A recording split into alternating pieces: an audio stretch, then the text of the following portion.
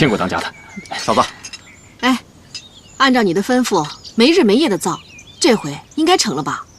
戚继光日思夜想的抗倭刀具终于打造完成，而此刀也正是结合了倭刀与明刀的优劣势，刀柄曲中，适合单手，也适合双手。这也正是弥补了倭刀只善于劈砍，而不善于挥刺，和明刀的只善于挥刺，不善于劈砍的缺点，使用起来更加灵活。而刀身也要比倭刀长上1寸，这也正是1寸长1寸强的道理。来，谢，给我看看。来。而虎首人看完刀之后，便有了一个疑问，而这也是戚继光的高明之处。你这刀只开了前刃，可没开后刃，是不是工房的工人给忘了？